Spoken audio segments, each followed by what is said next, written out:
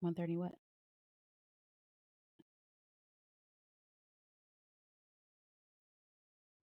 It is 138 is the podcast. Eshaun, you said you wanted to start the podcast off with another Hulk Hogan story. Sir, the floor is yours.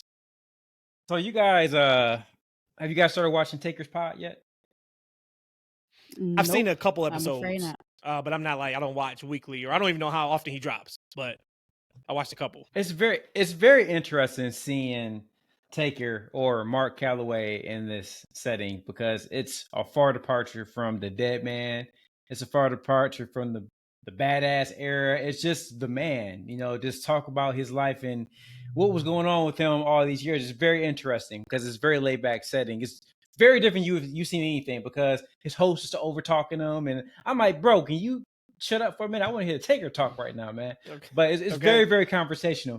So, he tells a story about our boy Triple T. Tall Tales Terry. He back. And we haven't had Hogan. We ain't had it in a while either. I think the last one we had. All right, so let's real quick. We've had Hogan talk about he wrestled 400 times 400 in 1 year days a because year. of trips back and forth to Japan. Okay. And I believe it too. Okay, I know you do. We've had him talk founded about Bron Breakker, or did he found? He found KO. He founded KO. KO, Kevin Owens. That he was the one that KO. told WWE, even though he had been in NXT for years. He was the original Triple H, but he wanted to be Hollywood Hulk Hogan back when him and Warrior wrestled. He wanted to turn around and be heel and then do that whole Hollywood Hulk Hogan thing back in whatever that was, 91, 92. So Hogan has definitely given us a lot. So when you bring this up, I don't know what you're about to say. I'm locked in to what Terry is. I'm gonna reach out to Terry and say, I'm ashamed of him being racist, but also I'm gonna give him an idea. I think it'd be interesting TV. I can't think of which show it was, but it was, maybe it was a WWE story when they were using the cartoons to tell a story. And they seem kind of outlandish. Like, I would love for that to be Triple T, right? This is a cartoon of him telling his outlandish stories, but this is Undertaker telling the story of his interaction with Hulk Hogan. And this is 1991. This is 1 year of his Undertaker anniversary. And this was the time where Taker was going to win the belt off Hogan. And this is at the Joe in Detroit. Sure was. I was there. 1991. Sure. So he's telling the story, and he's calling Hulk Hogan the Golden Goose. That's what he was, right? He was the moneymaker. He was the top dog. He was wrestling for the title on the pay-per-view. And on pay-per-view days back then, the talent all had to be at the arena by 1 p.m. But Hulk, he'll come strolling in about 5 p.m. doing his thing, right? So Taker, he gets to the arena. He's a pro, right? So he's supposed to be there at 1. He's getting there at 12, 12:30. He rolls up in there. Terry, he's already there. He's already at the arena. Normally, he rolls in at 5 p.m. As soon as he sees Taker, he goes like, "Hey, brother, can I talk to you?" And Taker's like, "Yeah, let me put my bag away, in the locker." He's like, "No, I'll come with you." And so they roll down to the locker. So they get to the locker room, and then Hogan's like, "Hey, you know what? Matter of fact, let's go to the showers." Now Taker's telling the story like back then when you take it to the showers. That's when real business is being handled. Like somebody getting into a fight, there's something deep, something popping off if you hit into the showers, because I guess it's more private back there and you're away from everybody. So he gets Taker back there and he says, "Hey, brother, just want to let you know, I'm really nervous about taking that tombstone. Because, How'd I know? I got neck issues. Because I got neck issues. Now, I'm going to rewind a little bit. Now, Rhodesia, Taker had a match with Coco Beware, like right around his first becoming the Undertaker, and he picks up Coco for the tombstone, and he thinks he protects him a little bit, right? But he ends up dropping Coco around his head. Around top of his head. You saw the video? Yes. We'll have to show it up. He drops him right on, almost folds his poor black man in half, right? Now, they get to the back. Coco is up in Taker's face like, "Brother, you gotta..." No, he looking up at him. Coco is probably like my height. Like he's probably thinking like, probably 5'9", 5'10". He got the finger. He's like, yo, you need to learn how to take care of people. But he's just going in on the man. Taker like, all right, look, I'm sorry. I guess after a while, he tell Coco like, look, man, I done said I'm sorry in more than enough ways. I don't know how else I can say it. I mean, maybe we need to go out in the parking lot.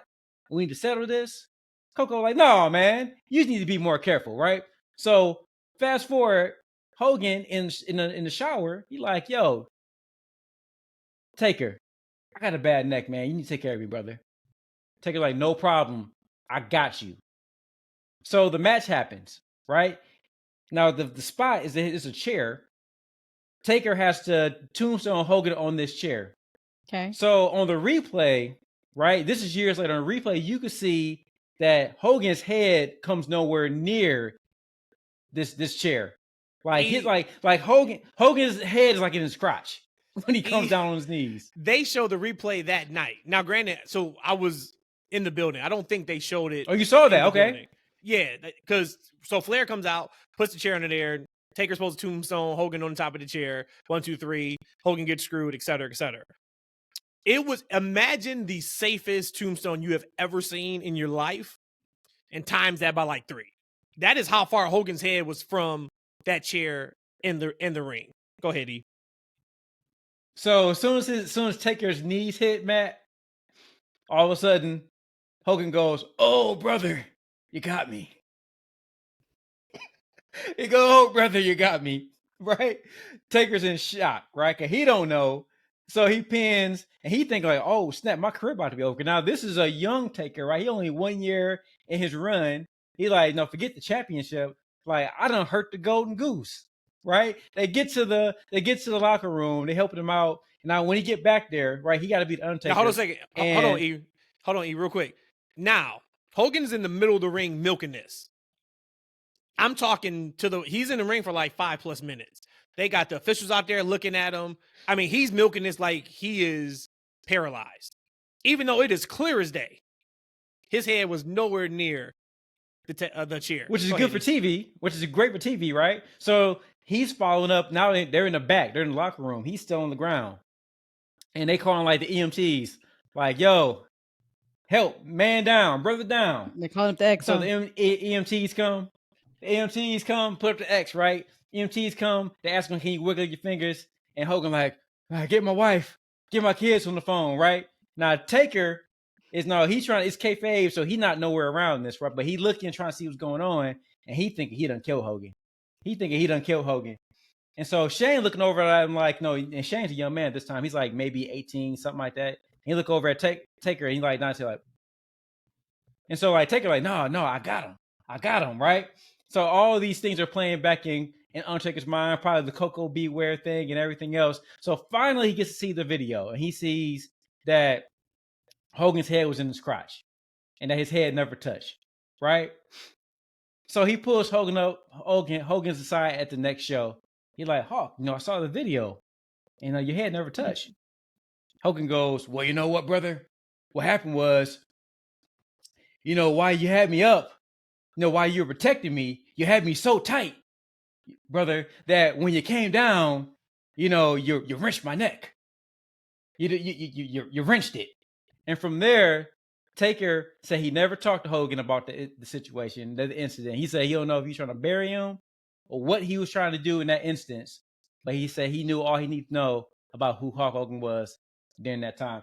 I thought it was just fascinating that it seemed like Taker, here it is, 2024, got beef with this man. Almost, maybe not beef, but he don't have a great thing to say about Hogan because of how he treated him when he was a young boy. And the thing about Matt told me the story a long time ago. So that was on a Thursday. Yeah.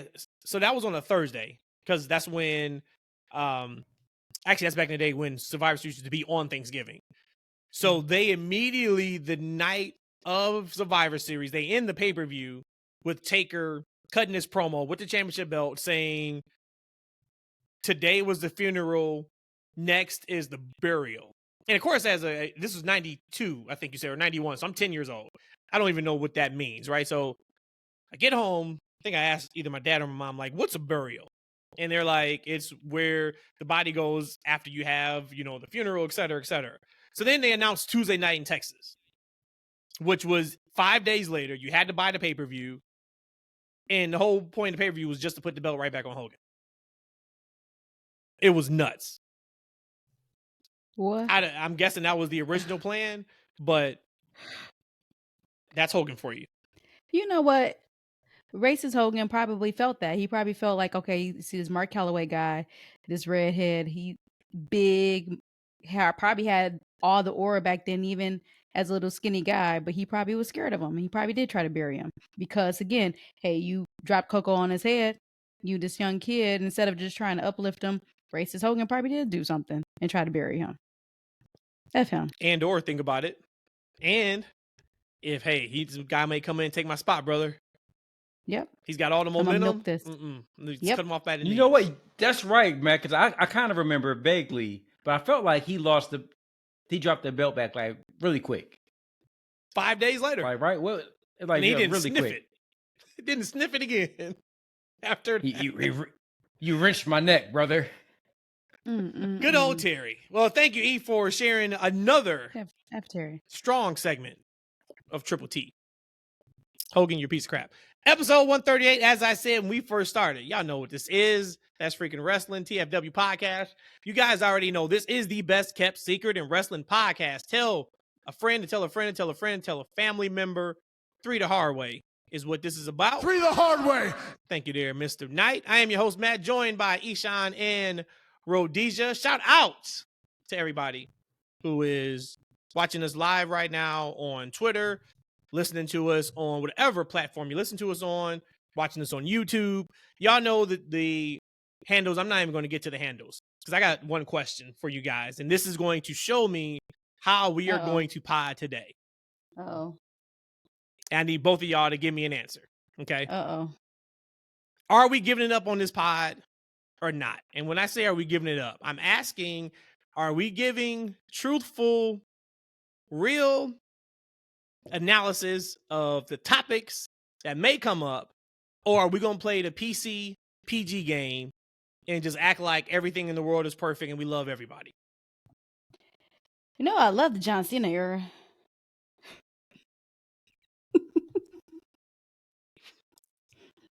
Hey, you know Big Daddy only know how to go hard.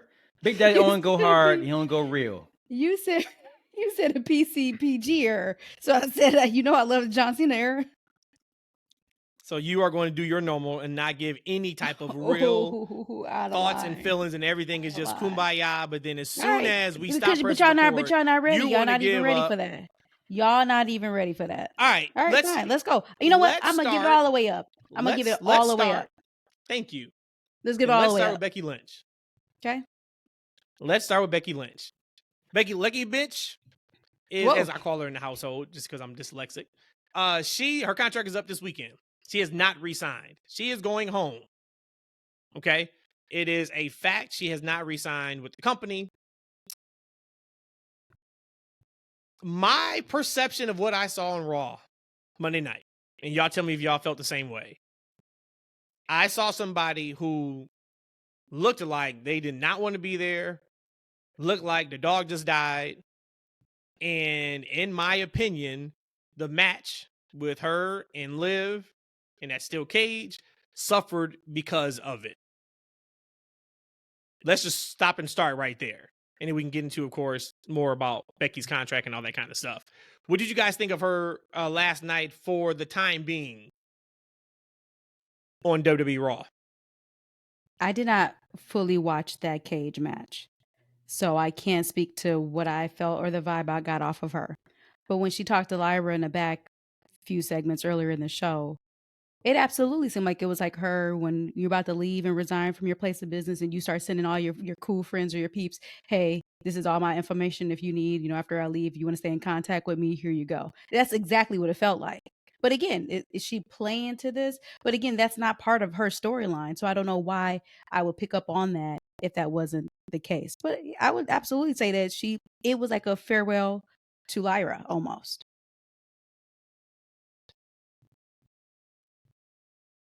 You know what I noticed in that Lyra and Becky segment? Is how bruised Lyra's knees was. And I'm like, you know what, Dragon, that's why you got to put some damn knee pads on, fam. You see how bad them how them knees were? They was black and blue. That's the only thing that was bruised on her was them damn knees, man.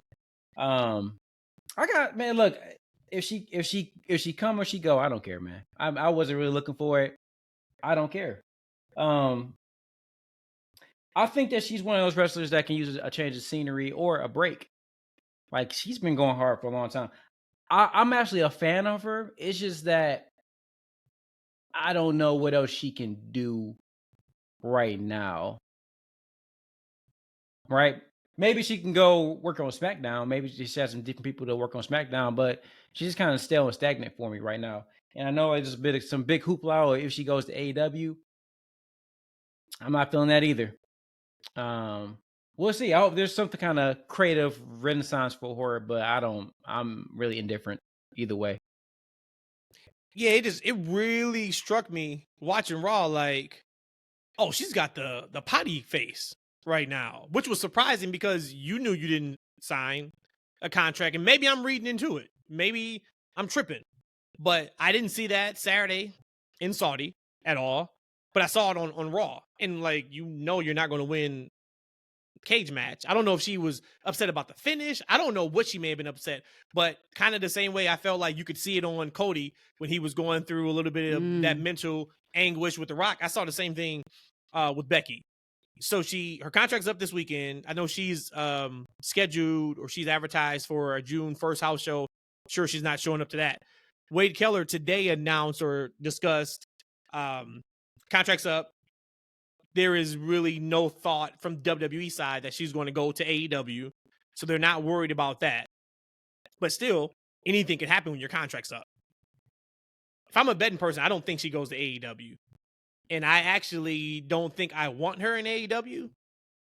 And I can't put my finger on why. And it's not because I don't like Becky Lynch. I just don't want her in AEW.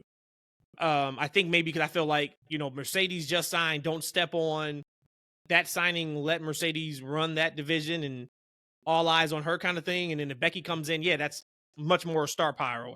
And we can even have a conversation of who's more popular and who would bring more eyeballs, if it's Mercedes or Becky.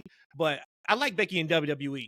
The word is, from what Wade Keller was saying, was she's just about to take a break and go home, eat, to your point, chill out, maybe freshen up, the character, or whatever the case may be. Whatever that looks like for her, I'm glad that she's going to do it because she deserves to do whatever she wants to do. Wole asked us, he sent us a question on Twitter earlier. He said, if Becky leaves for AEW, who takes the biggest blow? Becky or WWE? And he said, money is out the discussion, so we cannot bring up money. So I think what Wole is asking is, if she does go to AEW, once again, I don't think she will, but let's play the hypothetical game. If she does, who gets hurt worse? Does she get hurt worse because she's not in the WWE machine anymore? Or does WWE get hurt because they lost Becky Lynch, one of their biggest stars they have on the roster? I'm not going to act like she's my favorite 4 horsewomen. I put her at the bottom of my list of the 4 horsewomen. But WWE will absolutely lose out of that. No one's going to leave a WWE contract and you still highly wanted in the WWE to go to AEW if it weren't for your own wants or your own goals in your life. So she wouldn't be losing going to AEW because that would be whatever the reason why she's going there would be her wins. So absolutely WWE would lose her. Just to go back to what you had mentioned earlier, WWE is absolutely tailor-made for Becky Lynch. Or let me reverse that. Becky is tailor-made for WWE. That's where she belongs. I think this is 2 months. I'm going to say too late, but it's 2 months later. We believed that she was going to take a break after Mania anyways. But she came back and she did something very, very selfless. Got the title, kept it important-ish until we was able to put it on someone else. So I'd rather see her just go home. And I think this is what I'm feeling, that she's going to go home, take some time. She has a young child. Her husband is at home right now. Just connect and bond with your family. Outside of that, AEW, again, I don't know what they would be able to dangle in front of her outside of money. And I'm not, and even money or no money, I still don't know what they could dangle in front of her for her to want to go to AEW. Because I'm quite sure whatever Becky wants to do, she will have some say. No, there's no creative control in WWE, but she will have some say. Her relationship with Hunter, she would be able to do what she wants. She's already top woman up over there. So For me, I want her just to go home, take her break, something that John Moxley should have done a long time ago. Recalibrate your life, reassess what's important to you, and keep Moxley it didn't get moving. his vacation, did He he? still Neither never got his man. vacation. Never He got his still didn't get You his vacation. don't want no vacation. No. That man want to work. Let him work. But I see. so for me, no. Well, to answer Wole's question, WWE will hurt more from that than Becky, because Becky would only go there because of whatever reasons it would be for her to win, to achieve her goals that she wanted in her life at this point.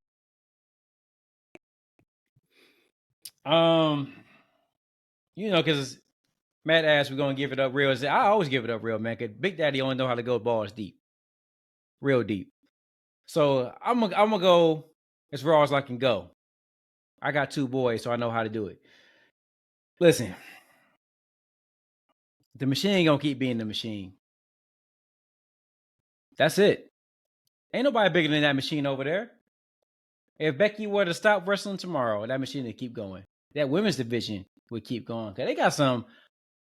Look, they built something with Liv. We'll see how far they can go with that. We got Rhea coming back, one of the hottest acts in all of wrestling last year, right? You got Bianca, who is just, man, she's just one of my favorite stars ever. Jade is coming on. Tiffy Time is coming on, like that. And they got some gals. My girl Lola Vice out in NXT. They got Lyra, who I think is overachieving right now. Look, they in a good spot right now. So if she were to take a break or she were to leave for a little while, that might be what's needed to give her a refresh. Now, if she goes to AEW, she might go for the money. Like, right? Because it's Tony, as what we heard, they giving out big money. I know it's not a thing, but they giving out big money, right? So if she want to get that big money, she want to change the scenery, she can certainly go there. Like, right? But in giving up and going balls deep, like, they storytelling and creative isn't where it needs to be for somebody like a Becky. I'm saying this wasn't where it needs to be for Mercedes, and they brought her writer in with her. Like, they didn't, I still don't say and argue that they didn't put her in the best possible position with this run that they've had with her. I don't think they're going to do it with Becky either. She going to be like Edge, jumping off cages, trying to get over on the AEW crowd who don't appreciate it. Like, right? Like, she's better off in WWE because she's young. She's going to make her money. But hey, if she want to get coin somewhere else, get coin, do you, right? But at the same time, I don't think that AEW will be able to utilize her at this time to her full capacity. So that will be a loss. It'll be the lost years. It'll be kind of like back in the day with TNA, where people will run up to Kevin Nash or RVD and be like, "Hey, what are you doing nowadays?" Like, "Oh, I'm actually wrestling on here in front of 2 million people every week." Right? Because people aren't seeing it. So I think she would just lose from a standpoint that she's so young that I think that a good, like, ripe time of her life, because she's going to, if she were to go, she would go sign for like a 4 or 5 year contract, right? She'll come back to WE potentially and she'll be 40. She'll ruin like some prime years, because women prime years are a little bit different than men prime years. She done lost some prime years going there trying to create a monster, right? And the AEW can absolutely be a monster at some point, but it's not there yet. So while she scraps and scrapes to try to rebuild, like, I won't say rebuild, they got to get their creative in line. They got to do some things with production. They got to, because like you keep hearing them talk about, oh, this is where the best wrestle. We're here to put on the best matches. Putting on the best matches every week is going to continue to keep giving you whatever you're getting, right? From a buy rate perspective to an attendance perspective, from a rating perspective, whatever perspective there is that you're looking at as far as engagement, they're going to keep getting the same things, because that audience, that niche audience, only wants to see matches. That's not what the greater range of wrestling fans are looking for. They want story, they want character development, and that's not what your focus is. You're not going to get the best out of Becky Lynch. I need some more. I think to Wole's question, WWE would take the bigger blow. Becky wouldn't take a bigger blow because Becky's already been at the top of the game. So if she goes to AEW, once again, I don't think that's going to happen, but if she goes to AEW, she knows what she's in for, right? And she may, if she goes, of course, she'll get paid, but it could be a situation of, hey, I want to do other things outside of wrestling that AEW will allow and WWE won't allow, or maybe I want to do something more creative when I am wrestling outside of what the boundaries are in WWE. That would have to, of course, be her answer, and whatever she decides, I think would be fantastic. But I think it's WWE because they would miss her. Now, yeah, of course they're going to keep going. To your point about the machine's going to machine, they're going to keep going no matter who they lose. But if you're talking about who takes the bigger blow out of that question, I think it would be WWE and not Becky. But once again, I don't think she's going to AEW. Do either of you? I was going to ask, do either of you think she's going to AEW? That's not the question I want to ask. The question I want to ask is, what do you want to see from her next? So say if you could plan out whatever happens with her, what is that best case scenario for you as a fan? Man gimmick. Stop the man gimmick. Sorry for cutting you off. Stop the man gimmick. As a feminist, I hate when a woman says I'm the man. From her soul. If we're giving it up. If we giving it up today, like I'm a woman, because I'm a woman, that doesn't make me secondary to nothing. So for me, when you say that I'm the man, I get maybe where it's rooted in. In order to be the man, you got to beat the man. But I'm not trying to be a man. I'm trying to be the woman. So drop that man as a feminist. Drop that man gimmick. Hate it. I don't care what you do other than that. You may be in trouble because they let the big time Bex trademark go. They didn't say to let the man trademark go, so you may be screwed. What was her gimmick in NXT? I tell you, every single time, like I have like the worst the issues with my head. That's what I want when she comes to the ring. She's like the Irish lash kicker. Yep. Oh man, when she shake her head, oh my god! I wish one day to see that. That's okay. So whatever she is, last kicker, I want to see that intro one more time, if I can. Yeah, definitely. You know, I want to, I appreciate Rhodesia as a woman, say how she feels about the whole man thing. But I like where she's coming from. As I said but before, you would. If the man is the most important person, then if the man's the most important, but it's one of them things to where she exactly. That's the thing. She's saying the man's the most important person, then she's the man. And who's the female, obviously, right? She doesn't behave like a man, talk like a man. She just said, like, look, if the man is the guy, or that's the guy, right? Who's the guy, right? Like if all that is him, I'm her. Like, right? If you think the most important person is the man, it's me. Like, right? It's me. So if you got to use the man as the most important, I'm the man. I'm the most important. I'm the top girl. I like that. I get what you're saying. I mean, I can understand it. But I kind of like where she's trying to go. She's kind of like turning that like upside down. And it was specific.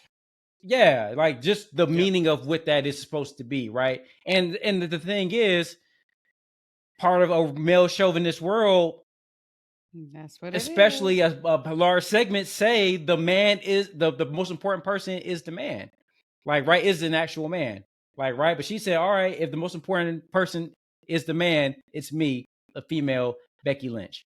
And she's not, and she wasn't wrong at a certain point, because she was like their top person right before, Roman got popping, right? Before he became the tribal chief. I would say that time period, she was probably the most important person, most popular person in that universe.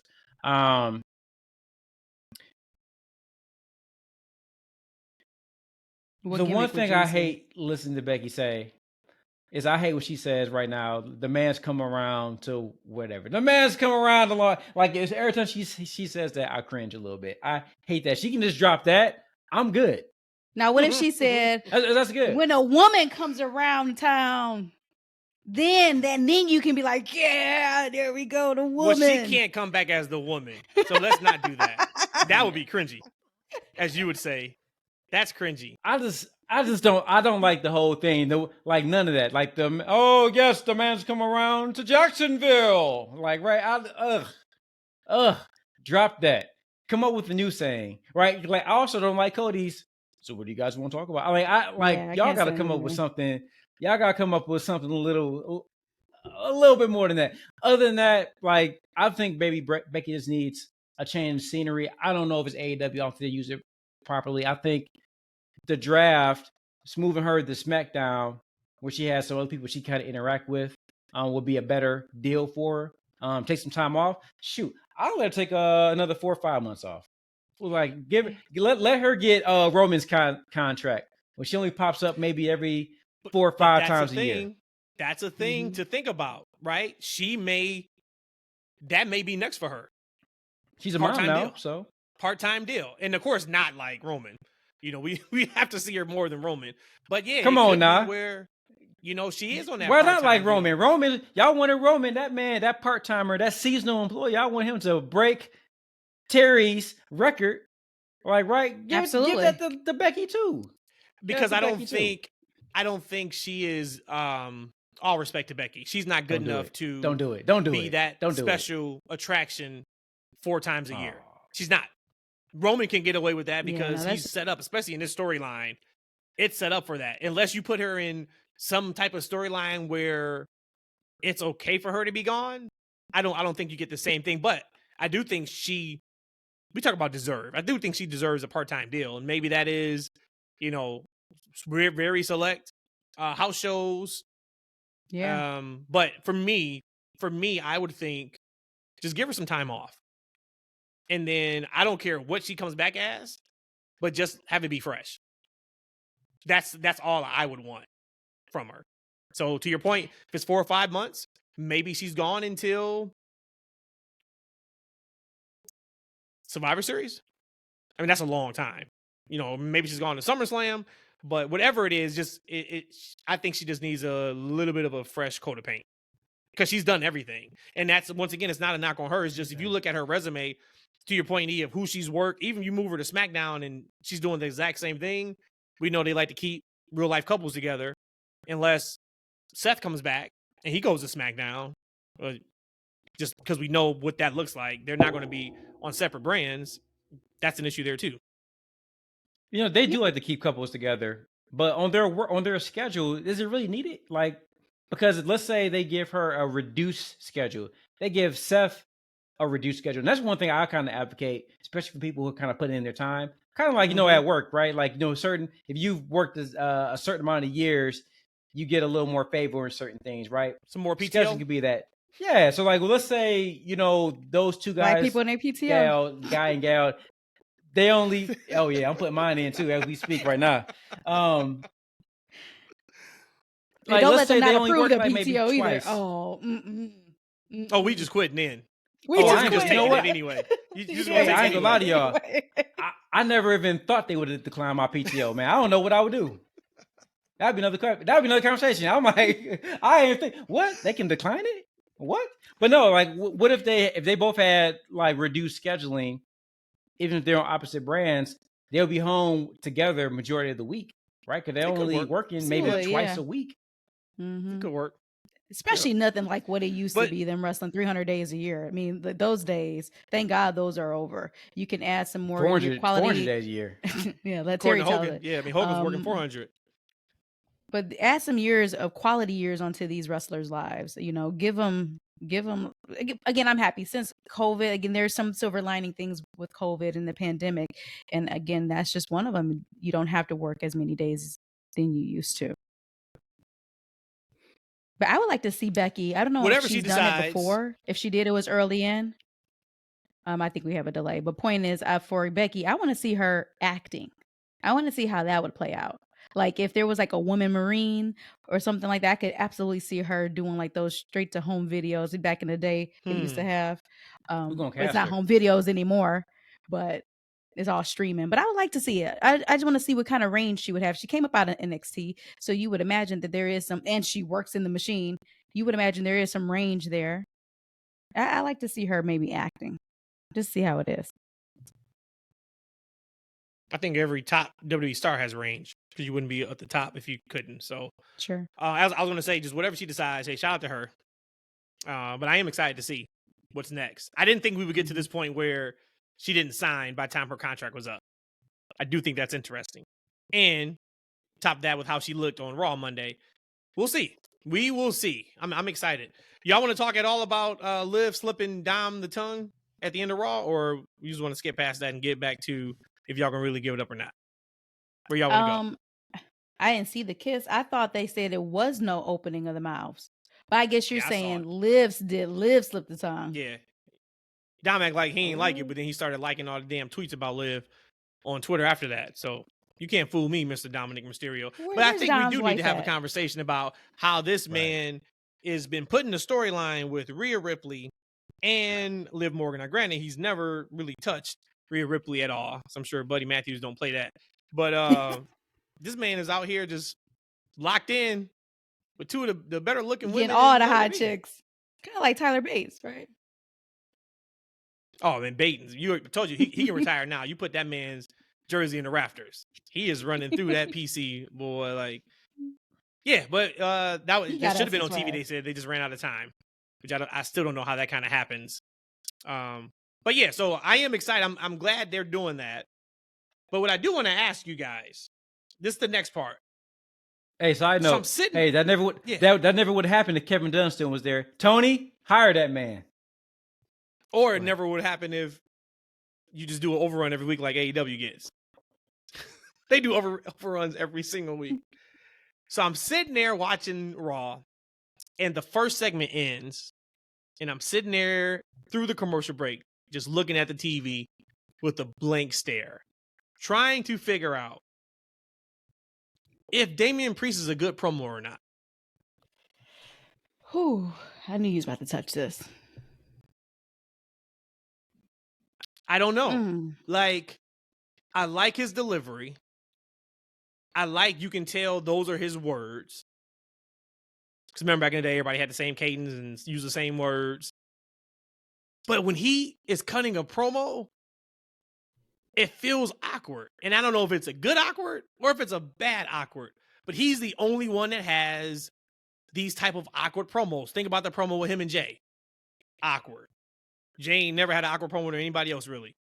And you think about on Monday on Raw against Drew. You got an awkward promo against Drew McIntyre. Guys, is Damian Priest a good promo or not? A year ago today, I was just, the leading the charge, put the title on Priest, or whenever he won Money in the Bank, Senior Money in the Bank, put the title on Priest, He has the aura. I don't know what changed since then. Maybe because he is talking more. Did Rhea really hold the Judgment Day together more than what I thought? I have to agree. It's just something's just not clicking with Damian. And I felt like a year ago, I was ready to argue. I probably did argue with y'all about having Priest winning it soon and who he should take it off of. And now I'm just like, it could also be how he was set up for it. We thought Punk was coming. We thought it was going to be Drew and Punk. And then that all kind of fell through.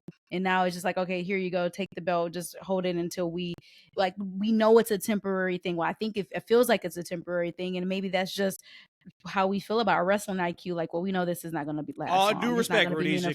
All due respect, Rhodesia. All due respect.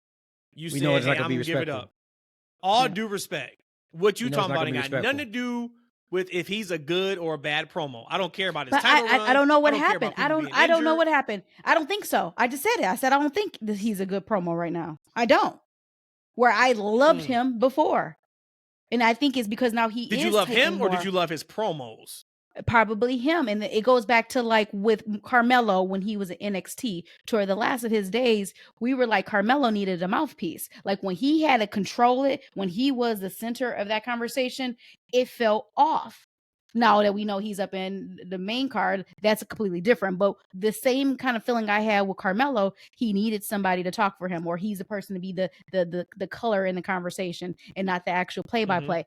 He was better. That's how maybe I felt about Damian. Maybe Rhea was that play-by-play and he filled in as color. And that's what I liked so much about him. But now I don't really give a crap what he's saying out of his mouth. So that would have to make him as not a good promo.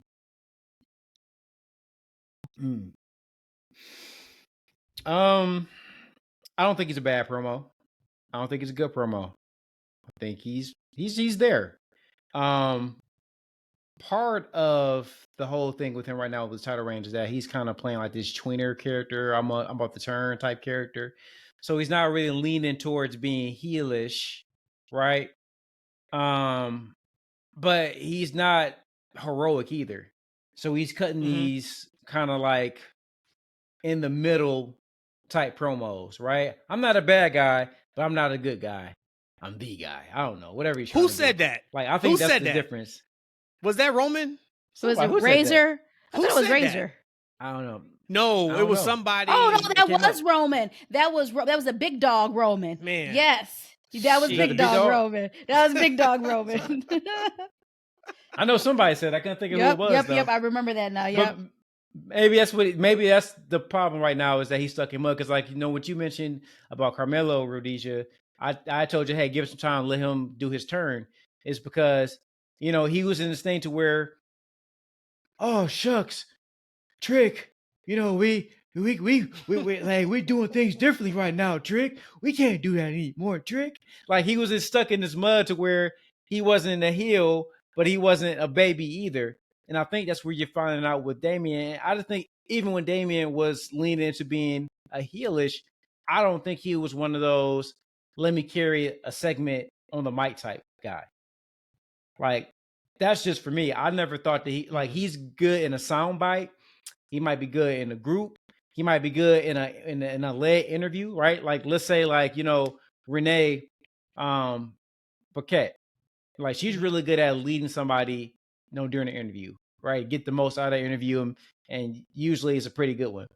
Like that's what he kind of needs if he's going to be out there that long for someone to kind of move him in there. That's just what I think he is. I just don't think his character right now is as good as it needs to be to carry these segments with Jay or whoever at the moment. They need to go ahead and do something with him. Like I'm actually looking forward to him, you know, losing the championship so he can go ahead and do whatever character. Because I feel like right now, you guys talked about Judgment Day. I think you guys were saying months ago, like you were ready for them to do something else or break up, whatever the case may be. Yeah. I didn't feel that way. But like right now, without Rhea, like I just don't like this group. Like they like, man, like it seems like with Priest acting the way he's acting, Finn looks cool, right? But he's not really a mic guy at all, right? He kind of just plays off the rest of them. JD ain't really that cool, right? He's he kind of, I don't know. know. He's actually really good. I like JD. But not on the microphone or anything like that, right? No, he's but like, everything else. You know, he's the guy who gets pinned, right? And I like Dominic, but Dominic was really good at playing off the rest of them. So now you don't have that lead personality right now. So like the group dynamic is just to me right now. And I think Damian's a big part of that. Well, that and then too, you're talking about two of your bigger personalities are injured. Dom is still there, but he's not cutting promos because he's not working. Right? Like now his thing is really strictly kind of just live. So he's not talking now. And I think the problem, which sucks maybe for Damian, is this may be what we remember from this title reign. Because I don't think he makes it past Drew McIntyre, CM Punk, Gunther, and Finn Balor. So say if he loses to any of those four in the next few months, he's still going to be in that role that he's in right now. Because what it feels like and what it felt like now, maybe it's changed, but what it felt like for the longest was this was going to end in the implosion of Judgment Day and him and Finn fighting for the championship. I mean, I thought it was back in the day. I thought it would be for like the briefcase. And they kept pushing it back and kept pushing it off. I just don't know if Finn has enough like push behind him right now, but I don't think we're getting that now. No. But yeah, like that's the part. Like I feel like by the time it's said and done, when he loses it, we don't talk about transition champions. If this continues, I don't care if he holds it through Survivor Series. It's going to feel like it was a transitional title reign. We joke about this, especially in our household. I wonder if psychologically this is also the reality. And I thought about it initially, and I thought about it even more because what you just asked about I'm not the guy, that guy, I'm the guy, whatever. we joke and call him ROH Roman. So Eshaun, I don't know if you know this, but we always call Priest ROH Roman. Do you think just because of the cadence that he has, how he walks, how he talks, that he's similar in body size and shape and look to Roman, and he's not Roman, that might be some reason why you're like, oh, this is like a discounted version of Roman Reigns, so I don't care about it? Do you think any of that has something to play here? No, because let the internet tell you he's more bisexual Undertaker than he is ROH Roman. So okay, we can leave this topic. All right. If we leave this topic, No. then are we going to heel Chad Gable, or are we going to do Karrion Kross doing God's work and trying to split up the New Day? It's up to y'all which one we talk about. Let's go good, bad, good, bad, good, bad. So let's go with Karrion Kross. The final test. Y'all do realize this man is trying to do God's work in breaking up the New Day. I know, E, you said a couple weeks ago, keep them together. We don't want to break them up. They even said it on Raw. Hey, you think we're going to break up a 10-year friendship or whatever they said? 10, 12-year friendship. Yes, we want entertaining television. 100%. Please do something different. Y'all know I'm a fan of Karrion Kross. I thought that segment with him and the New Day was great on Raw, but he is trying to help us out. And more importantly, he's trying to help Kofi Kingston and Xavier Woods get back to doing something meaningful on television. I don't know how we get there. Please figure this out, WWE. Get New Day back and doing something important, and them just going around hopping, skipping, and jumping like they've been doing ain't it. So I do hope somehow, some way that Karrion Kross touch works and they do something to get them back entertaining, or at least not entertaining, but interesting. Because right now I don't think they're interesting at all. And I know Eden brought up a point about this a few pods ago about the New Day and what they are and them knowing their lanes. But to me, that just sounds like such a defeating outlook, because this is who you are. This is your lane. Just kind of like stay in it. Like, these are still two really great athletes and veterans that can still go in the ring. Make them fresh. Again, we talked about this. We've never seen a gimmick last this long, ever. And so I agree. They need something, a sprucing up, a refreshing. If it's breaking them up, break them up. If you don't want to break them up, that's fine. But again, it's just got to be something a little bit different than the New Day and all these beautiful colors, rainbow colors. Like, that got to stop. Because I'm not going to care. When's the last time y'all had a ice cream sandwich? I don't really eat ice cream. Scratch that. Scratch the ice cream sandwich. I mean, a cookie ice cream sandwich. Ooh. You know what, man? Like, I'll be honest. Are you talking like where like the chocolate chip cookie, right? Top and bottom, you got chocolate the ice cream in the middle. Chocolate chip, yeah. I am going to say, and this may not be accurate, but I think it is accurate. In Rhodesia, you can probably attest to this, and I don't think I've ever had one with you. Yeah, I don't know if I've ever had. I don't think I've ever had a chocolate chip vanilla. Now, I have had the Oreo one, right? Where you get like the Oreo top and bottom, you got the vanilla. I don't think I've ever had a chocolate chip. That's newer. Vanilla ice cream sandwich. Because you know I back in the day, like chip. typically you would you get can't that, afford that at the ice cream. You would get that from the we ice got cream this truck. one popsicle. No, we got one popsicle. We had a 35-cent limit on the one popsicle. That's all we could afford. Okay. We never got a sandwiches. The Hogan one or Ultimate one, I don't even know what it was. The one that Brown one, I don't know who that was. Ice cream bar. I don't even know what it was. In the ice cream truck, man, the pictures that was posted on their ice cream truck was already peeling too, so I didn't even know what it was. We knew our lane. You can get just at most the torpedo, which was a red, white, and blue. That's it. It was 25 cents to start off with. 35 cents. We got older. If you got the torpedo, wait a minute, man. That was the original popsicle. This makes a lot of sense. This makes a lot of sense now, because Rhodesia went from not being able to afford a ice cream sandwich to riding in cars that drive themselves in a neighborhood full of Bentleys and drop tops. Wow. You know what I'm saying? This is what we talk about, black youth, like, hey, look, if you work hard, you can achieve, right? No, that is true. Right? That is true, absolutely. She couldn't afford an ice cream sandwich. Now she's driving around, and she's not driving. She got her toes up. She painting her toes while the car drive her around to all the SummerSlams and WrestleManias they about to go through all year long. And they ain't getting the cheap seats. Nah, goddammit. They out there with my man, who's at that rapper who at the all the wrestling shows. right? Swerve gave us a play the other day. Like Matt and Rhodesia and Little Matt right behind them. Like they all together. That's awesome. Okay, That's real awesome. quick though. But Real quick. Hold on. But so are you? Because what I didn't hear in that whole thing you just said is you going to WrestleMania. You still acting like you're not going to WrestleMania next year in Las Vegas? ain't gonna be able to look. I don't sit in the cheap seats, right? I gotta get some good seats. And here's the thing about them stadium shows: it don't matter how much money a short man like me spend. I ain't gonna be able to see nothing. I'm looking up my neck at the end of the day. And here's the thing: look, I already blew out my back and pulled my groin just trying to run with a 10-year-old. Do you know what happened if I gotta look up like this at the ceiling for 8 hours?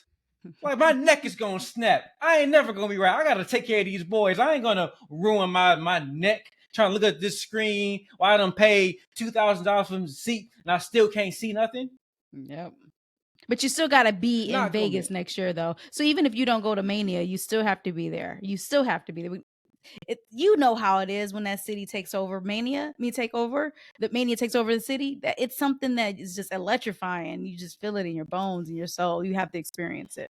And it's in Vegas. And you got to be and you got to be there just so you can see Dwayne take the belt off Cody and then leave again and be the People's Champion. Did y'all hear this real quick? And we get back to the ice cream. Did y'all hear the story about Triple H and Roman was vehemently against The Rock winning the championship? I guess that was on the table too. Him winning the title at 40. They said they were vehemently against that.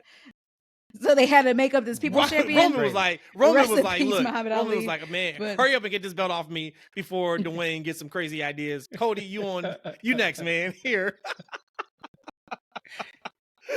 Oh man, I'm sorry. So go back to the ice cream. So the ice cream. What a champion of the people that Roman is, man. Like what a great man. He got in the best shape of his life to job to Cody, and then he also was doing good work by saying no, Dwayne, you can't have the title.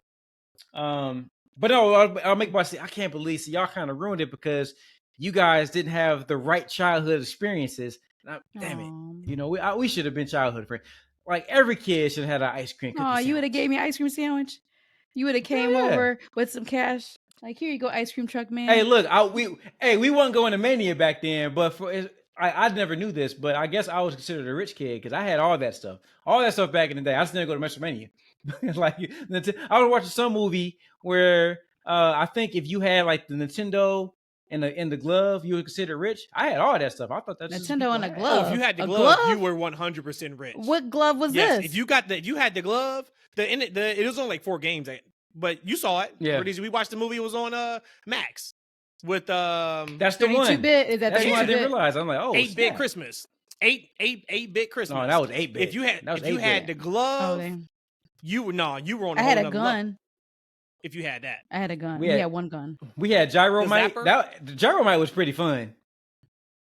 I never played Gyromite. Y'all play Gyromite? No. Oh man, that was really fun. It was just cool. Like, cause I felt like as a kid I was playing with a robot, and you kind of was a little bit, but digressing. But ice cream sandwich, I'm talking about, like I haven't had one in years. Like, right? Probably been 30, 40 years since I had an ice cream sandwich. I got one for my kids the other day, and I bit into one. I'm like, damn. Did it bring it back? This is good, right? This old classic still tastes good. That's what the New Day is. They are old classic that is still good. Am I going to the frozen section to get an ice cream sandwich? Maybe not. But if you put one on my plate, I'm gonna devour it. Guess what, E? It's gonna be like it's gonna be like Katrina on anniversary night. I'm gonna devour it.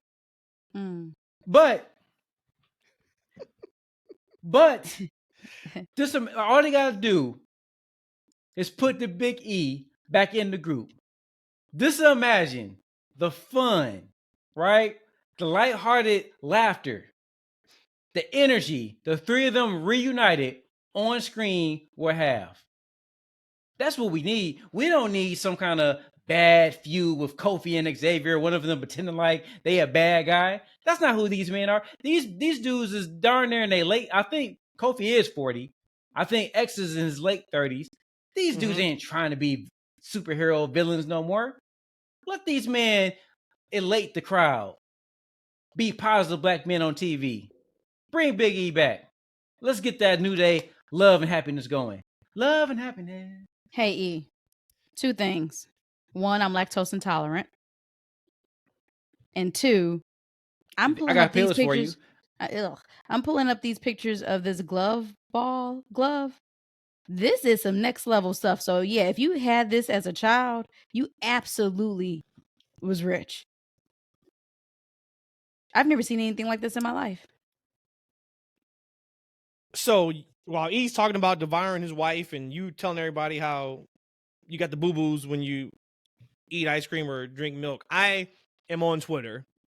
And Ethan Page just showed up to NXT and attacked Trick Williams. Let's go. We gotta figure something out with recording on Tuesdays because we got Sexy Red, we got Ethan Page, yo, and we know the Impact is just a one-off, but who knows what that looks like? That's insane. You mentioned Jordan Grace too, didn't you? Well, yeah, earlier, but man, and you think about NXT on CW, baby. Woo! You think about, Ricky's just plotting his time. Ricky Starks. Oh, he out. He's out. He gonna be popping up anytime. That show was for us right now, man. All right, really, for sure. So maybe NXT is like a Choco Taco. That was my joint. If it was a superstar. Oh, that I didn't like you. I ain't like Choco Taco. You didn't? Oh, come on, man. That was it for me. Just point right there to it. They know what you're talking about. $1.25 before the recession. Rhodesia, you never had an ice cream, WWF ice cream bar? Nope. Cost too much money.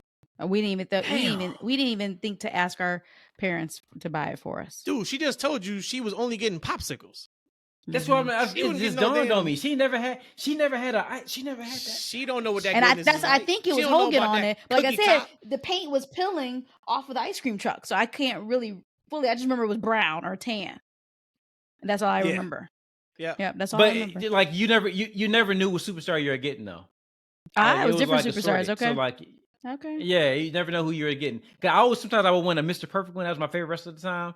And so, but I only got one Mr. Perfect out of every 40 ones I already had.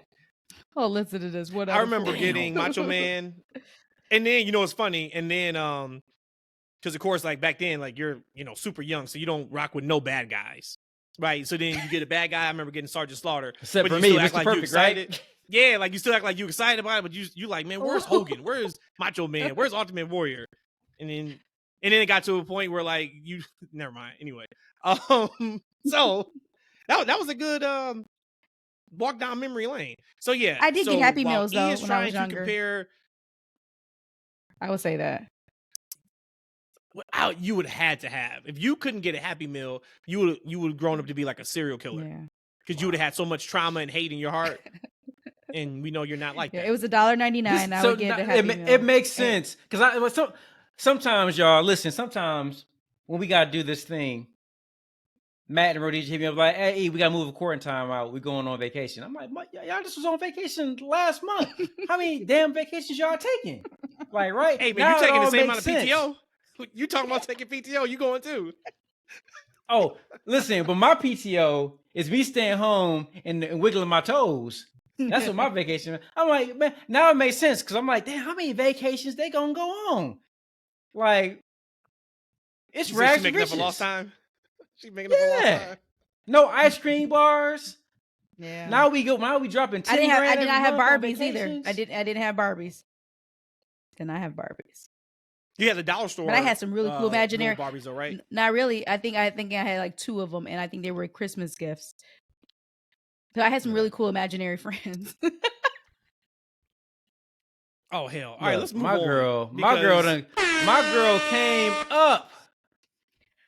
She is really rich cool now. She can buy. Friends. She can go to Kroger and buy all. Look, I said Kroger, not Kroger's. She can go to Kroger and buy all the ice cream sandwiches.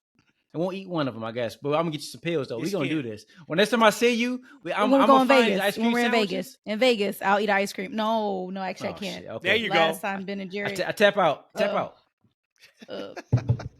Tap out. So then, all right. Speaking of tap out, let's get back to the wrestling. Hopefully, everybody's still with us. Yeah, sorry, y'all. So Chad This Gable. was my Gable. therapy for the week, y'all. And we can do it every week. I ain't got no problem with it because you got way more issues than you not being able to have ice cream sandwiches when you were a kid. But I digress. Hey. Chad Gable. Yusuf sent me a tweet a week or two ago, and he was like, "Man, I just can't do this shit with Chad. Like, I want to like him, but he felt like it was cringy." What'd he say? So Yusuf, hit us back up, and let me know now after a couple more weeks, what's your thoughts on Chad Gable? I'm close to saying right now in this moment, the Gable storyline is the best storyline going on Raw. What's your guys' thoughts on where we are now in the Chad Gable heel arc?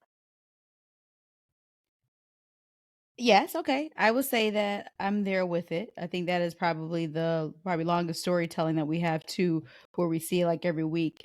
It did get a tiny bit weird for me, I'm not gonna lie. And again, probably from past trauma. I guess this episode should be Rhodesia's therapy.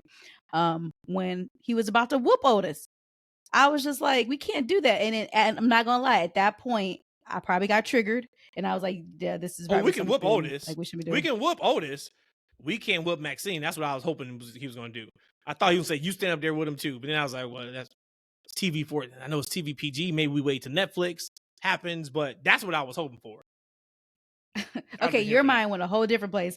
I would say, yes, this is probably the best storyline going on Raw right now. But it almost kind of got me turning the other direction when he was about to whoop Otis. That's it. Great storyline. Really enjoy it. I'm really enjoying. I don't want to say I'm really enjoying, but I find it fascinating. This weird, cringy Gable character, right? This abusive. Very interesting too, because like Max, don't take that from this man. Otis, you could beat that dude to a pulp. Right, but I love like the mind games that he's playing. It's a very interesting story. I'm very interested to see where it goes. I mean, do we get an Otis turn? Is he going? Is that where they're kind of going with it, or does Otis turn into the monster that Gabe was trying to make him into being? Right. I think it'd be very interesting, and it'd be a good way to maybe maybe Maxine turns full heel. Right, she turns into evil Maxine. That'd be good. Right. I would like that she has some ammunition because she got the fans, a couple months ago trying to get down on her, and then she's trying to improve. Yeah. Like, so you never know where these characters can go and how they can take them kind of twists and turns, which is why I always love a story, because like their matches, majority of it is not just a match. So they're telling a story in the match, like, right, the conversations and the outside mayhem, things of that nature. So that's what kind of keeps you going with episodic television, right? So like, what's gonna happen next week? Because like he told Maxine to get out and never come back. So is she out of the group now? Is she gonna try to get back into the group? Like, it's very interesting to me. I love stories, so it's a A+ for me. And the story's working because as of this point right now, you want to see Otis and Chad Gable more than you want to see Chad Gable and Sami. And I was about to ask that question. Yeah, and for sure. I think that has more meat on its bones for sure. No pun intended there. But my question was, did it feel cringy when Sami came out? I know what they're trying to do here, but to me, I also didn't quite. I don't think I really like Sami coming out. What are y'all thoughts on that? I thought it was kind of needed, right? Like somebody had to kind of be the hero, and someone has to be the catalyst to kind of spark change for Otis and those guys in the ring, like, right? So it kind of made sense because he's kind of stuck his nose. It makes sense from a story perspective because this all started with Sami, right? Like Sami winning the championship, being trained by Gable. Gable trained a man that actually ended up taking his spot, took his belt. So he's kind of been integrated in this story from the beginning. So it kind of made sense to me. But I mean, naturally you want to see like Otis and Gable, because right now Otis is a big guy. He's likable. He's lovable, and he's taking a lot of abuse from a much smaller person. So everyone's kind of like, yo, get this dude, right? So whether he does or not, that's part of the story we're looking for. But no, like I had no problem with Sammy because it kind of makes sense from a story perspective. And they set it up last week or 2 weeks ago. I can't remember if it was last week or 2 weeks ago, where Otis hit Sammy, and then he went to the locker room to apologize, and Sammy's like, I know you're a good guy. Like, you need to stop listening to him and listen to the fans. So it was just a play. Now, they didn't do that segment. I could see you kind of say, oh, man, that felt a little forced. But it was just a continuation from the previous week with him having that conversation with Otis on, look, dude, stop listening to this guy and listen to the fans. The fans want you on their side. So I really like it. And I'm excited to see where it goes, too, because you can't call it right now. Right. Would the two of you then say that it's imminent that the next step is Gable versus Otis?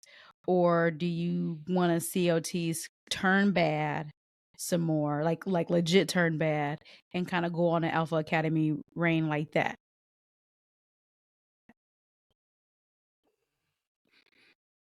So I think that in the best story it would be Otis, turning becoming a full baby or staying baby, whatever the case may be. But then become like what after their feud?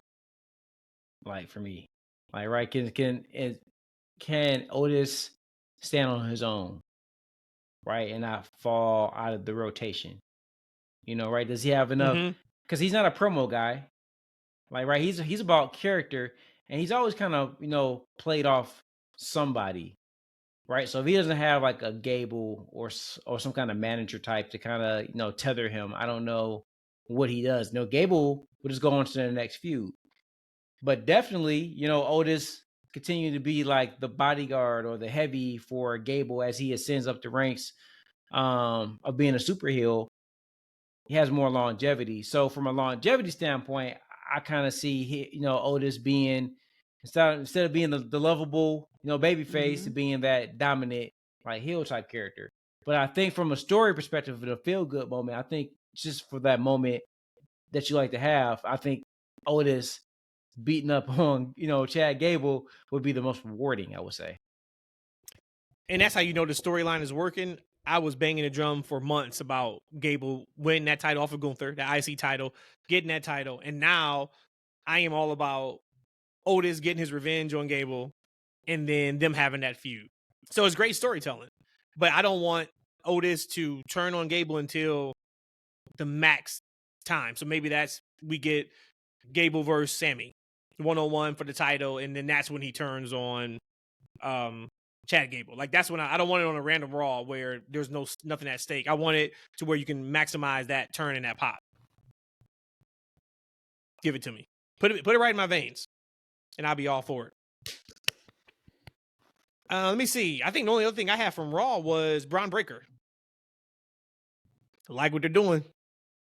And I like it's completely different than any other type of storyline going right now. Adam Pearce put up this video. Did you guys see it? I'm sure you probably didn't. He put up on social media today. It was like a 2-minute promo. Adam Pearce. No. No, I didn't see it. Okay, check it out after the pod. But you walk away from listening to that promo, and you're just like, are we getting Pearce versus Breakker soon? It kind of had that tone to it. I don't know if we get that or we get Pearce, giving Ilya that spot to take on Bron Breakker. I don't know. But I really enjoy what they're doing with Bron. It's unlike just your normal shoot the guy to the top, come in and, is just a big badass heel. It's actually some meat to it, right? Like, and you can see it once again from both perspectives. He's not just coming in and just killing people for no reason. He's got a chip on his shoulder because I feel like you disrespecting me. So now it's on. I don't respect you at all. I don't respect your show. I really like what they're doing with Bron. What do you guys think? Oh, absolutely. You're not going to get a complaint from me. Yep. My only complaint that I'm going to probably say or concern is just like how we said in AEW with all these atoms. The Braun is kind of getting to me. The Braun Strowman or Bron Breakker. I want to see maybe Bron one of Breakker. them. I want to see maybe What's the Bron other Braun? Breakker Who's the other saying Braun? that. Who's the other Braun? Braun Strowman. So it's a little bit different Braun in the Braun how you pronounce Strowman, it. Bron Breakker, Yeah. and there's one more though, right? There's one more Braun. We're missing another Braun. LeBron. Bron Breakker, Braun Strowman. He said LeBron? LeBron. Bron No, Corbin. but I mean just the bronze. Like to me, Bron, huh? no, Baron. not Corbin. He's No, Bron that's- Corbin. What? That's Baron. That's Baron Corbin. What? Corbin. No, he's trying to take my job. Oh man, I still haven't forgot Baron. that's funny. But I the think Braun, that's my fair, only but yeah. concern. I think somebody needs to like change their name. I really like Bron Breakker. I think he said he hated Bron Breakker. I love Bron Breakker, but I feel like one of them just probably need to change their name because they're both big guys. So for me, that would be my only concern. But I love how they're building the star there with Bron Breakker. I like it. Yep, for sure. Back to NXT real quick. Word backstage at tonight's NXT was that Knockouts champion Jordan Grace appearing tonight and at Battleground next Sunday will not be the only WWE and TNA collaboration in the days ahead. The belief is that there will be some sort of NXT representation on future TNA events and programming as well. That is massive. Jesus Christ. That's huge. Can you imagine Joe Hendricks there? Oh my gosh. To the moon. And I guess on the show, when they showed, that's funny, when they showed Ego, I guess on commentary, they were like, what's he doing? He was just on AE, and then Booker T cut him off. That's funny. They're having a blast on NXT. I mean, but when you are leading the way, you can have a good time. And everybody's having a good time, but you know what I mean? Like, it's fun to see that kind of stuff. It's cool. It's fun when you're winning, and that's with y'all got anything. anything else on Raw? Yeah.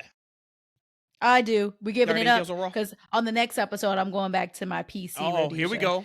And here we go. But I'm gonna give it up. Okay. I am one. Okay, so you know how about to go to these levels. So New Day being stagnant. Okay, boom, boom, boom. My feelings about CM Punk. Boom, boom, boom. Right. My feelings about Cody Rhodes. Boom, boom, boom. You know what tops the cake on all of them? This goddamn LWO. Please help me understand how and why I need to be like interested in them. So it was so bad to the point where little Matt was like, hey, what's his name again? What's his name? Going to talk about Dragon Lee. And I actually didn't know Dragon Lee's name at the moment. So I couldn't even remember what it was. I know. I was acting like I was having an attitude about it. Like, how you not know who he is? That's how I play it. I forgot that was Dragon Lee. LWO on paper should probably be a menace. It probably should be good. Again, I guess they're a good team. They're not a bad guys, but on paper they should be really, really exciting. They do absolutely nothing for me except for make me mad. Now, next pod, I was talking much nicer about them. I don't think you will, man. Get Selena away from Get Selena away from there. Get her back with Andrade, man. Yep.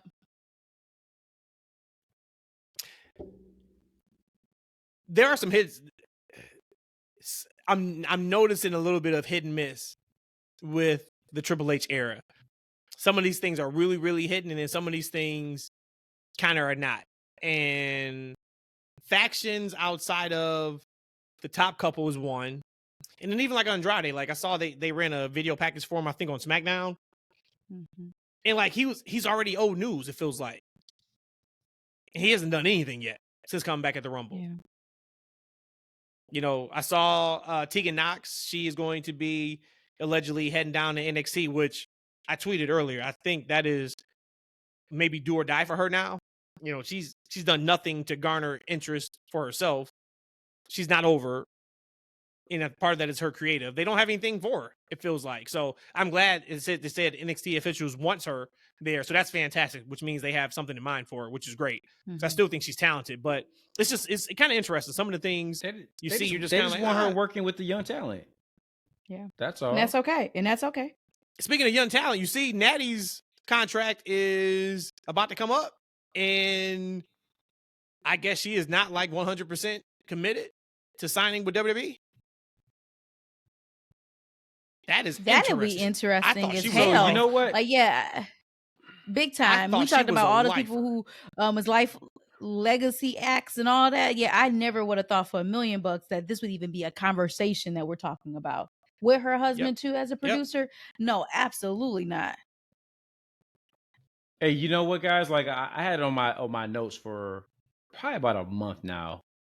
I was like, maybe we'll do it around the NBA offseason when trades and signings are happening or something like that. I was like, what if we can do the top AEW to WWE like trades that you would make? Like, right, if you can trade 5 talent for what? Like, I think we did something similar before, but revisiting. I think we did 3, but yeah, I mean, that was like a year ago. And you know, in some of my lists I had for going to AEW, if I'm AEW, would be Natty.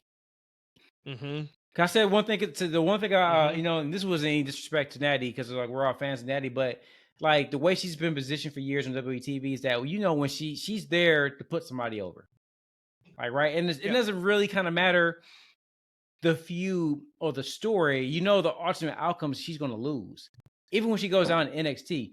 You know, she's just going to lose. Like they put her in there to have a good match with somebody, like, right. She still looks good. She still can go. Like, right? She's one of those talents to where a change of scenery will be great for her, right? She can go down to AEW and actually get in the ring with these young girls like Anna Jay, Sky Blue, you know, Julia Hart, you know, and actually teach them something in the ring. And I bet just her being in the ring with them, you know, twice, I bet they will learn so much more, right? And that's not where they can just stop with her. Like, she can truly go in there and she still has charisma. She still can cut a promo, and she can go there. She can mean something, right? Because she's starting over from scratch. She doesn't have that stigma of years of being beat down to the fact that where, you know, every time you see her, she's going to lose. Like, when she goes to AEW, it's a whole new thing. She's not going to be Natalya. She's going to be Natty Neidhart. She's going to be herself, right? She's going to go there with something to prove, and she can. I for sure can see her being like a TBS champion or somebody like that. Like, kind of like in that Serena role, but at a higher level a little bit, because she has that credibility of being on top of WWE TV. And we know she's a hell of a trainer. Like, that's why I'm super surprised. I really thought she had a lifetime contract there. So maybe it's something else she's looking for. Maybe she's looking for some type of coach role along with being a worker. You know what I'm saying? Like, so it'd be interesting to kind of see. But yeah, that came out a couple days ago, which was shocking to me. Hey, you know, I don't think they're doing, you know, with Jerry Lawler leaving, I don't think the new WWE under what's the name of the TKO? What's his name?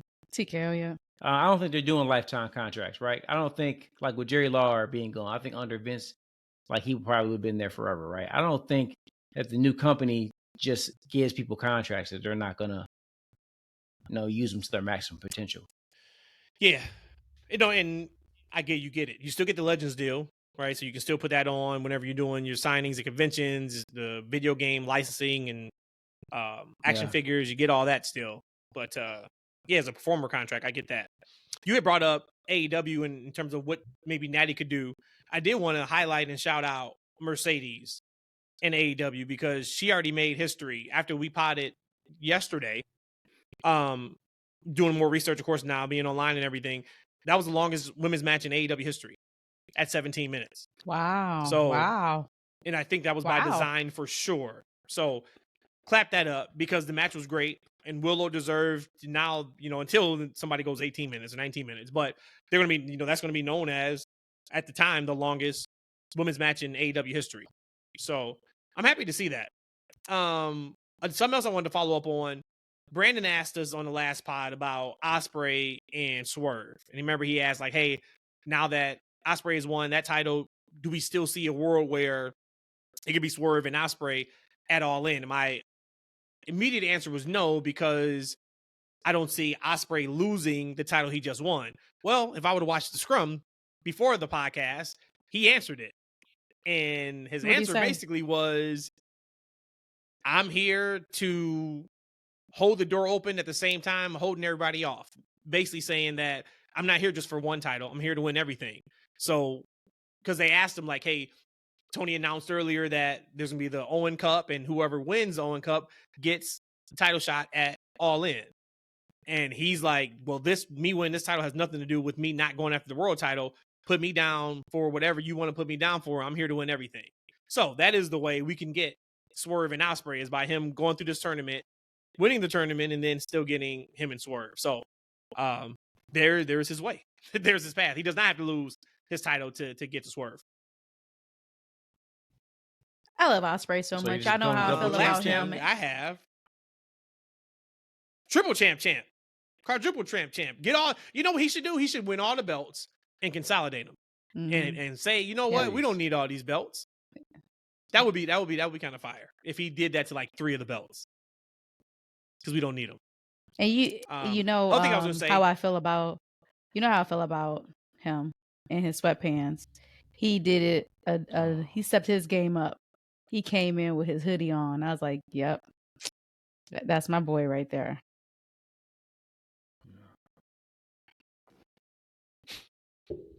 All right, Adam Copeland, my guy broke his leg coming off the top. So we talked about it and said, hey, hopefully he'll be all right. I think we all knew he wasn't going to be okay. You just can't take that fall. And you know, like when you see spots like that outside of he broke his leg, you just want to, anybody who thinks like wrestling's easy or it doesn't hurt, you just want to show him that and was like, look, my man just jumped and fell. That shows you that that's not a pillow, right? Like it's not a trampoline that they're falling on. It actually hurts. But you know, if you take broken tibulas and the average person, it's 4 to 6 months. He released a video. He was in great spirits, which is great that he has the correct mentality surrounding it. It sucks to see that though, because he was working at a high level. But yeah, you know, he just said that he felt like maybe his ego got in the way a little bit. He shouldn't have done it, but he did, and there you go. So he's like, you know, I guess his daughter's birthday is this Friday. He's like, that's where his mind is at, is to, you know, get through that and then, you know, think about the surgery. He's like, you know, at the end of the day, it's surgery. All right, fine. I know what that looks like. I know what I need to do to get back. So like I said, he had a really awesome mindset behind it. But what's your guys' thoughts on, I guess we knew it probably wasn't going to be good, but now knowing he's out 4 to 6 months. He came back from a broken neck that ended his career. He's going to come back from a broken tibia. I did joke before all this came out, and I said he jumped and he's like, oh shoot, I didn't mean to jump. So I did joke about that. I mean, it just sucks because he actually did injure himself, and that's just not what you want out of that. You know, for me, I joked and clowned and all that, like, can't believe he did this. But now we see what happened. I just wish that he has speedy recovery. And again, he made it through a neck injury and ending his career for how many years? Like 8 years or something, 10 years? I forgot how long it was. And he's going to come back from that tibia. And it does sound like he's in the right mindset.